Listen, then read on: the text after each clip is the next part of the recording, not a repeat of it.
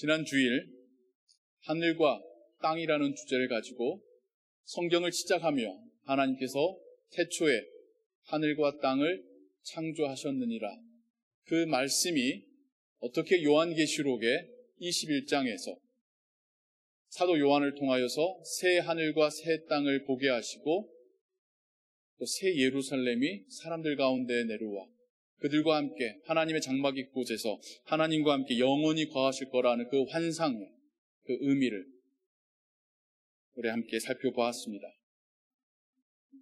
하나님이 지으신 두 개의 세계, 하나님이 거주하시는 하늘과, 여기서 말하는 하늘은 그 저 창공의 스카이로서의 하늘이 아닌 보이지 않는 영적 세계로서의 하늘이고, 보이고 손에 만질 수 있는 인간과 피조물이 사는 이 세계를 상징하는 땅이라고 하는 이 두 세계가 원래는 하나님의 그 뜻 안에서 함께 있는 것이 하나님의 목적이었음을 우리가 함께 살펴보았지요. 그것의 시작으로서 마치 인큐베이터와 같이 에덴 동산에서 시작하셨으나 그곳에서 하나님이 사람들과 함께 거니시고 대화하시고 그들의 직접 사명을 맡기시고 거주하셨으고, 또한 그곳이 금과 여러 가지 보석으로 둘러싸여져 있고 먹을 것과 마실 것이 풍성하였던 하늘과 땅의 하나됨이었음을 우리가 살펴보았지요. 인간의 죄로 인하여 인간이 그곳에서 쫓겨나면서 결별이 일어나게 됩니다. 인간이 하나님과의 관계가 끊어지게 됩니다. 그것은 단지 거주할 공간을 잃는 것, 그곳에서 먹고 마셨던 것을 잃는 것에서 그치는 것이 아니라 이제는 하나님께 속한 자에서 죄와 사망에 속한 자로, 하나님 안에서 자유함을 누리던 자여서 이제는 죄와 사망의 노예로 죄의 유혹 앞에서 어찌할 바를 모르고 끊임없이 죄를 짓고 그 형벌로 사망이 언도된 인간이 되었음을 살펴보았습니다. 성경의 첫 시작에서 하늘과 땅이 이제는 그 성경의 마지막 이야기에서 새 하늘과 새 땅으로 거듭나와지고 에덴 동산이 새 예루살렘으로 대체되어지며 그곳에 다시 하나님의 장막이 사람 가운데 내려와 사람들과 함께 영원히 사시는 그 새 예루살렘이 금과 진주와 각종 보석으로 만들어져 있고 그곳에 생명나무의 열매와 생명수가 흐른다라고 하는 완성된 버전의 에덴 동산을 우리가 함께 살펴보면서 성경의 이야기가, 이 거대한 내러티브의 이야기가 하늘과 땅에서 새 하늘과 새 땅으로 완성되고 영원할 하나님의 나라를 향하여서 진행되어져 가고 있었음을 우리가 살펴보았습니다. 이제 그 안에서의 이야기는 뭘까요? 줄여서 말하자면 우리가 너무나도 잘 알고 있는 이 분리된 하나님의 나라를, 하나님의 나라와 인간의 세상을 하나로 다시 통합시키시고 자신의 몸으로, 자신의 생명으로 서로 연결하는 그 길을 만드신 예수 그리스도의 이야기죠. 구약은 그렇게 오실 메시아에 대한 예표로서 계속해서 하나님의 백성들에게 주시는 메시지였다면, 신약은 실제로 우리에게 하나님이 인간이 되셔서 오시는 그 성육신마저도 하나님 나라의 주체이신 하나님이 이 땅에 인간이란 존재로 입으시는 하나님과 하늘나라와 땅의 나라의 일치가 성육신의 그 의미인데, 성육신하신 하나님 예수 그리스도께서 십자가에서 자신의 목숨을 우리를 위하여 대신 주심으로 우리가 이제 하늘나라로, 아버지의 나라로, 영원한 그 나라로 갈 수 있는 그 구원의 길을 얻게 되었음을 그 중간의 이야기들을 우리에게 말씀해 주고 있습니다. 그리고 주님께서는 제자들과 교회에게, 우리에게 이 복음을 전하라 사명을 맡기셨죠. 오늘은 이 중간의 이야기를 여러분들과 좀 더 살펴보기를 원합니다. 예수님의 이 사역을 성경의 언어로는 구속의 사역이라고 말합니다. 구속한다고 할 때 구속을 마치 수갑을 차는 구속으로 이해하시면 안 돼요. 한글이, 한자가 같이 발음하지만 뜻이 다른 단어들이 있지요. 여기서 말하는 구속은 redemption, 영어로는 redemption인데 그 원래 의미는 누군가가 가져가 버린 그것을 원래의 주인에게 돌린다라는 것이 리뎀션의 의미입니다. 우리 그런 상황들 있잖아요. 내 건데 누가 가져갔어요. 다시 나의 소유로 가져와야 되지 않겠습니까? 어떻게 해요? 일상적이고도 또 성경에서도 말하는 세 가지 방법이 있습니다. 첫 번째는 내가 그것의 소유권을 가지고 있는 소유자라는 것을 보여주는 거죠. 입증해야 되는 거죠. 문서를 통해서든 이건 내 거야 원래. 그런데 그게 안 되면 어떻게 합니까? 힘으로라도 뺏어와야죠. 내 거니까. 나의 소유에 있어야 되는 거니까. 근데 그것도 여의치 않을 때는 어떻게 될까요? 정말 내가 다시 가져오고 싶어요. 그럼 값을 치러서라도 가져와야겠죠. 그냥 보내주지 않으니까 값을 치러서라도 되돌려야겠죠. 이 세 가지의 구속의 방법을 우리 일상에서뿐만 아니라 우리 성경 속에서도 보게 됩니다. 대표적인 방법이 이 모든 것을 기록하고 있는 사건이 출애굽 사건입니다. 이스라엘 민족이, 아브라함의 자손이 이집트로 가서 손님으로 갔다가 노예의 신분이 되어서 노예처럼 살고 있었죠. 하나님께서 아브라함에게 주셨던 약속대로 아브라함의 자손에게 약속하신 그 땅을 주시기 위하여서 모세를 보내십니다. 모세를 통해서 하나님께서 하신 첫 번째 사역은 되돌리기 위한 첫 번째 방법이었어요. 하나님의 소유를 선포하십니다. 내 백성을 돌아가게 하라. 내 백성을 놓아주라. 자유롭게 하라. 하나님의 소유권을 보여주시며 말씀하시며 되돌리라고 말씀하시죠. 근데 파라오, 이집트의 왕 바로가 그 말씀을 듣지 않습니다. 하나님이 두 번째 방법을 쓰시지요. 10가지 재앙으로 이집트와 이집트의 왕과 그의 신들을 벌하십니다. 10가지 재앙은 단지 하나님의 무력 과시만이 아니라 이집트를 향한 하나님의 처벌이고 힘으로 하나님의 소유를 회복하시는 과정이기도 했습니다. 이집트의 신들이 하나님 앞에서는 아무 의미 없는 허상이라는 것을 보여주시고 있는 사건이기도 하였죠. 그런데 여기서 이 10가지 재앙 가운데서 재미있는 구분을 보게 됩니다. 처음 9가지는 이스라엘 민족이 염려할 필요가 없었어요. 이 재앙 자체가 이집트와 이집트의 왕과 이집트 사람들에게만 제한이 됐었어요. 신기하게도 이스라엘 사람들이 뭘 피하려고 하거나 그럴 필요도 없었어요.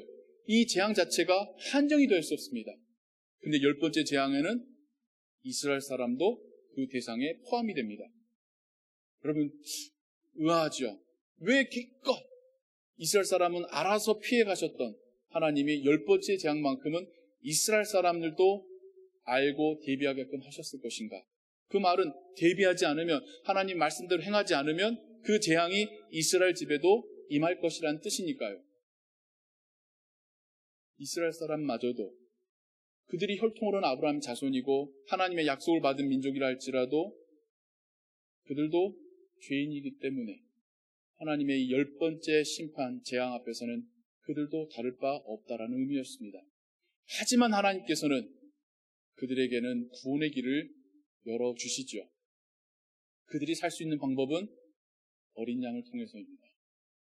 어린 양을 죽여서 그 피를 문지방에 바르고 그 고기를 저녁에 먹는 것.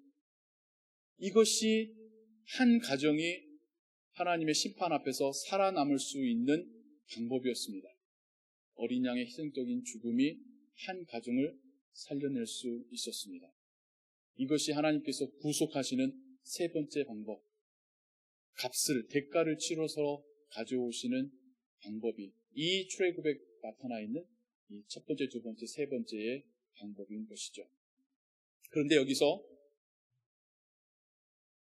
불공평한 모습을 발견하게 됩니다. 어떻게 한 마리의 양이 한 가족의 생명을 구할 수 있습니까? 여러분, 이 등가의 법칙이라고 같은 가격대, 같은 밸류를 서로 교환할 수 있다라는 법칙에, 이거는 자연의 법칙이에요. 사회의 법칙 질서인데 이게 여기는 성립하지 않지 않습니까? 물론 그 당시에 노예 생활하고 있었던 이스라엘 사람들에게 양 한 마리가 얼마나 귀했겠습니까? 그래도 양 한 마리가 사람의 목숨값은 아니잖아요. 심지어 한 사람도 아니고 한 가족인데요. 심지어 가족 이웃이 가난하고 수가 없을 때는 그 사람들 초대해서 같이 그 양고기를 먹고 양의 피가 발라진 집안에서 함께 구원을 받았으니까요.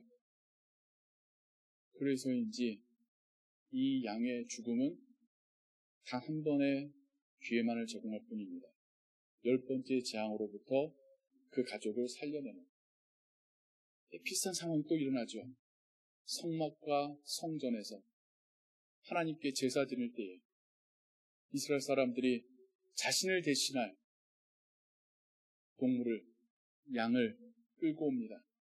그에게 자신의 죄를 전가한 이후에 죽이고 자르고 끄집어내고 불태워서 하나님께 올려드리죠. 그 양의 죽음으로 한 가족이 다시 한번 하나님의 용서의 은혜를 입게 됩니다. 그런데 마찬가지로 이 양의 가치와 한 가족의 생명의 가치는 같은 무게가 아니에요. 그래서 이 양의 죽음은 한정적일 뿐입니다. 그래서 매번 새해마다 혹은 6월절마다 하나님께로 찾아와 다시 양을 죽이며 자신의 가족의 용서를 하나님께 구해야 되는 한시적인 역할, 기능일 뿐이었던 것이죠.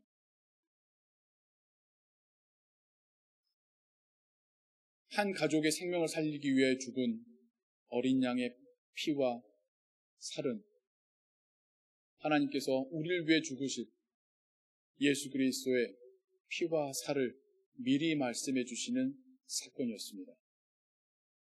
짐승일 뿐인 어린 양은 단 한 번의 구원의 찬스나 짧은 기간에 죄의 용서밖에 될 수 없다는 것을 보여주시며 영원한 대제사장이며 영원한 번제제물 되실 예수 그리스도 메시아를 그들에게 소망으로 말씀해주고 계셨던 것입니다.